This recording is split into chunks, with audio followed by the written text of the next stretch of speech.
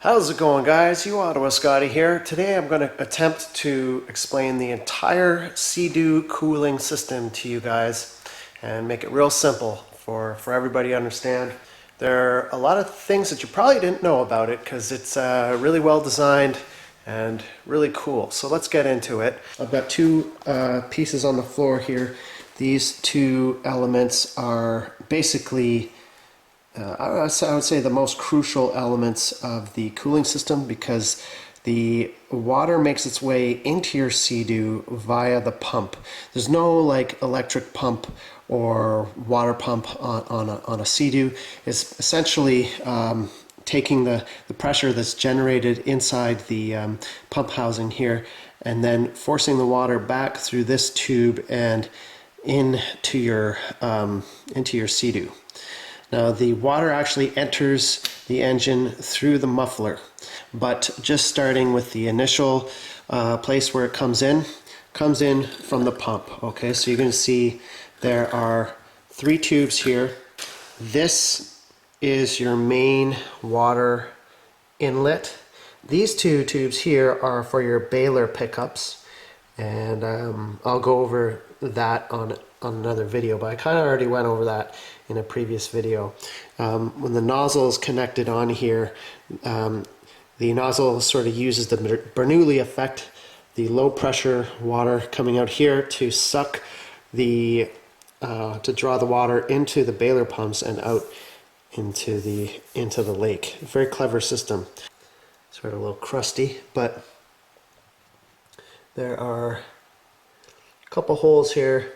And what's interesting about these is you can kind of see that they're slightly angled. The water's swirling and moving in a particular direction, and the angle of the holes takes advantage of the direction the water is swirling, and forces it up into here, into this tube here, and it comes. You see where the pump fits in. Comes right through this hole here, in through your Sea-Doo.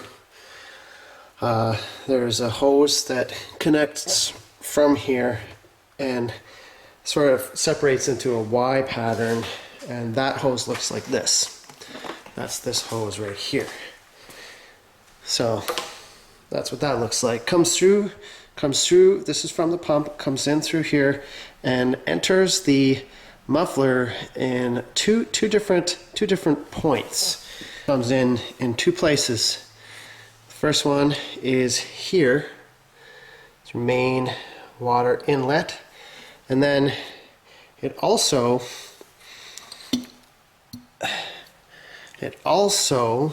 there we are, enters here.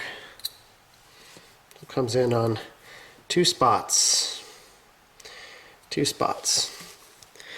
And so here's something that's a little unique about the cooling system. These fittings, this here, let's have a look. So here's your main water inlet. That's how all of the water comes into your Sea-Doo. This one here is kind of a special fitting. That's called a calibrated fitting, and you can see it's got the number 22 on it, and you know, that sort of just looks like your jelly bean right angle barb fitting, but it's not. The numbers on these little fittings here pertain to the flow rate of that particular fitting, because the flow rate is designed specifically to let water in or out of the cooling system at a particular rate. When the water comes in through the main inlet here, it makes its way up through here, through the muffler, and into your engine through these two ports right here. All of the water that comes into your engine comes through these two small little holes right here. Of course, the water jacket cools the muffler, this part, but as for the water coming in here, the water that's going in here is being injected directly into your muffler system, and it basically, it does two things. It makes your Sea-Doo quieter, because these are very, very large two-stroke engines, and their two-stroke engines are notorious for being not very efficient. A lot of the energy generated by a two-stroke is being converted to noise. They're really, really noisy engines, so got to keep the noise level down. So this water that's coming in through the muffler here actually serves two functions. It kind of it dampens the noise of the engine. It also creates a performance upgrade. Also creates kind of a improvement in performance, because the back pressure of this pipe, this tuned pipe, is really important to the functionality of the engine. So anyways, that water that's being injected in there through the calibrated inlet, and you can clearly see why it has to be calibrated, because obviously if this hole were too big, then none of the water here would actually make it into your engine. It would probably just go straight into the muffler and out, and your engine would overheat, and that would be the end. So you can't just put any fitting here. It has to be the calibrated fitting.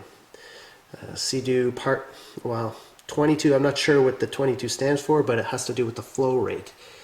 So, you know, just be aware of that. You cannot change these fittings for any other sizes, and also the inner diameter of the hoses is important too. So the water that's being injected directly into the muffler here comes in through, of course, the other bits and parts of the muffler, which are in this box here. We've got the muffler cone, and then which connects to what's called the water box here, or some people call that just part of the muffler, but a lot of people call it the water box because it's actually filled with water, and that helps the noise level.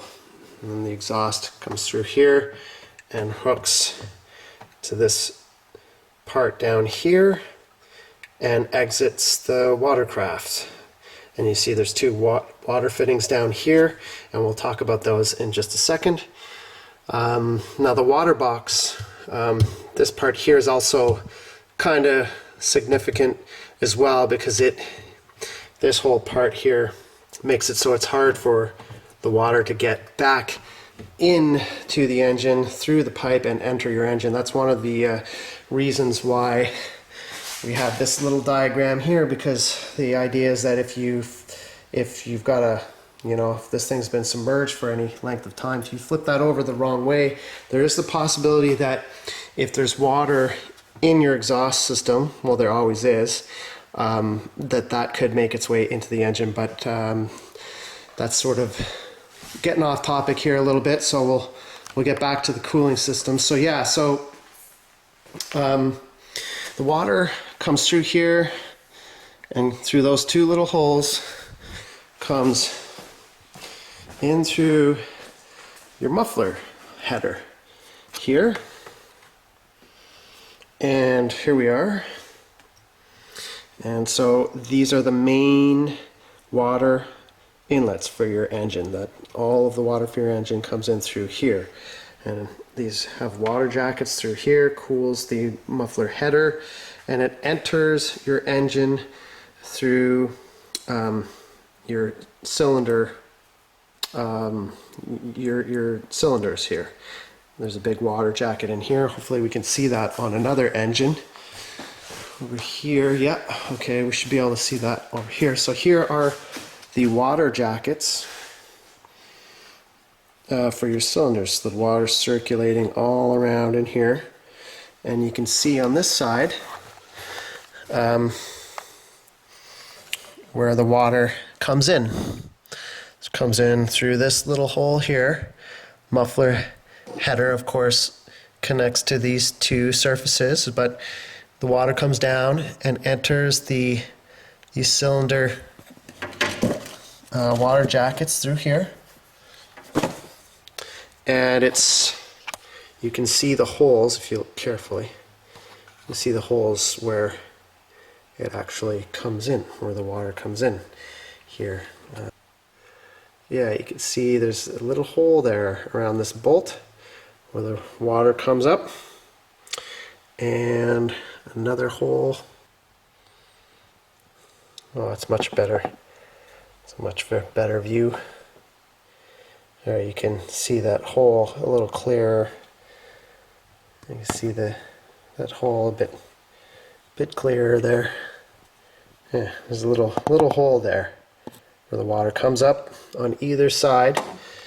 So the water comes up on either side here, fills your cylinder water jackets here, and then makes its way to the head, and the head has little water jackets in it as well. So all of these here, and the water comes up through the head, and then there's another piece that fits on top of this, and the water is also circulating on top of the head through all these little channels here. This part gets really hot, so it's important that the water circulation through here is really good, which brings us to another important point. In Canada, we don't have to worry about this so much as you guys do down in the States, but here's a different thing we got to worry about in Canada: freezing. This engine wasn't winterized properly, so you had a little ice pushed it apart. Actually, you could see it's cracked here, so we're replacing these. But anyways, again, we're getting a little off topic there. With the water that's circulating in here, clearly you can see why it is important to never, guys, you got to try and keep the sand and the silt out of your jet ski. I mean, if we just look down there, you can see it's really hard to see, but it's a bunch of junk down there, and that's actually not too bad. But I've seen machines where this is just filled with sand. So clearly, if it's filled with sand and junk, you're not cooling the engine properly. So really keep your pump and the bottom of your Sea-Doo off the sand and rocks and stuff. Is super important, because if you leave it, let's say you beach your Sea-Doo overnight, you leave it, you're gonna have all kinds of sand and shit in here just resting. When you start that up, it's gonna also get sucked into your engine. So my rule of thumb is that I always stop my Sea-Doo well before the shore, and I swim it in just because I'm paranoid about that kind of stuff. But yeah, don't if you can avoid it, don't beach your Sea-Doo. And if you're beaching it, make sure that you pull it in and stop it running well before the shoreline. And if you're beaching it and then you want to start it again, make sure you take it out well offshore before you start it up, and give it a little I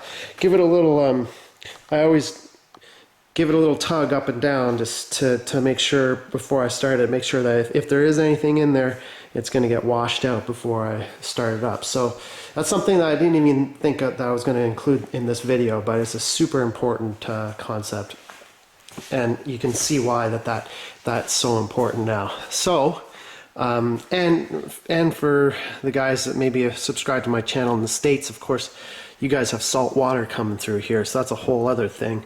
And it's very important to flush your system after every single use in a saltwater environment, because it just gets completely jammed with salt and crap from the ocean. And once that happens, it's it's a vicious cycle, because once it happens a little bit, then it's like a domino effect. It just gets worse and worse. So yeah, always flush your cooling system. Very important for a Sea-Doo watercraft. So let's actually talk about how, sorry, getting off topic here. So we've got the head, and that's sitting on top here like this. And actually, let's see if I have the top part of it too. Yeah, right here. Okay, perfect. So this bit is on here. You can see, so the main water outlet for the Sea-Doo is actually this guy right here.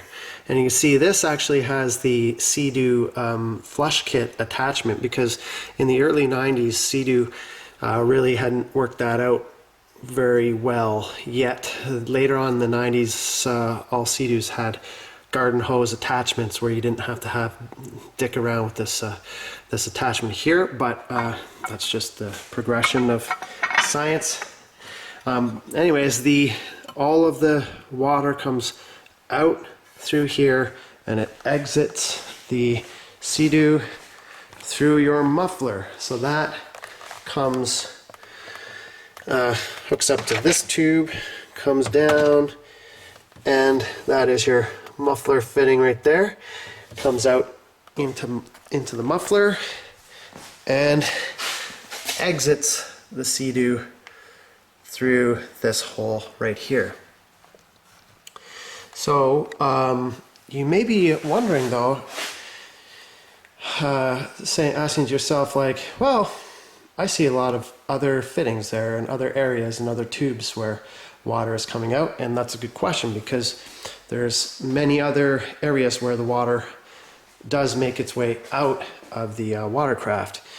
So the first two that I will talk about will be, well, the first one I'll talk about is right on the muffler header. There is another one of these fittings here, and of course we know now that this is not just your everyday jelly bean fitting. This is a calibrated fitting, and the location of that is significant. So there is a tube that runs from here, and that goes through here. That connects to this fitting back here on the muffler. Yep, that's where that one goes. And well, you may ask yourself, well, that's kind of weird, because if the water is coming out here, how does it make it into the engine? Well, that's a good question. It's precisely why that is a calibrated fitting. So the flow rate of this is calculated so that most of the water goes into the engine, but some of it does come out through here and make its way into the out of the watercraft through that little muffler fitting in the side of the hull.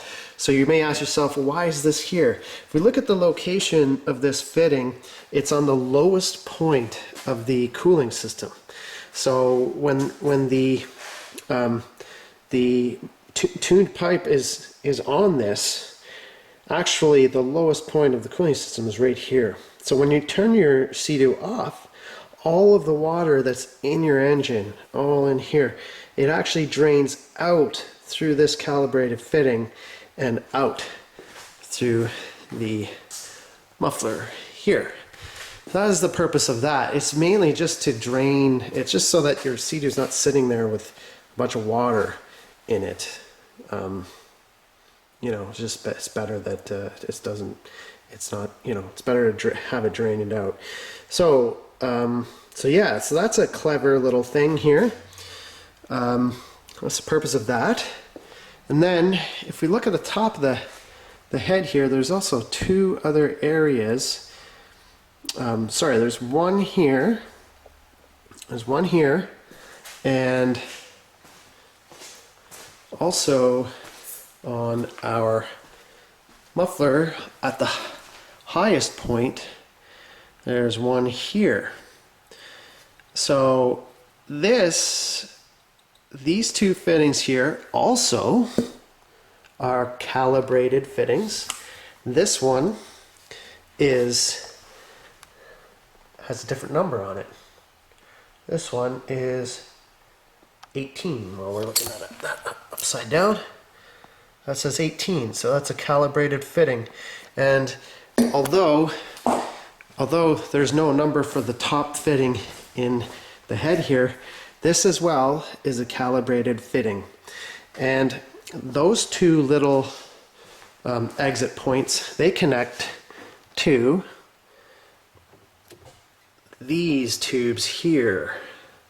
And these tubes snake their way around the muffler and they go out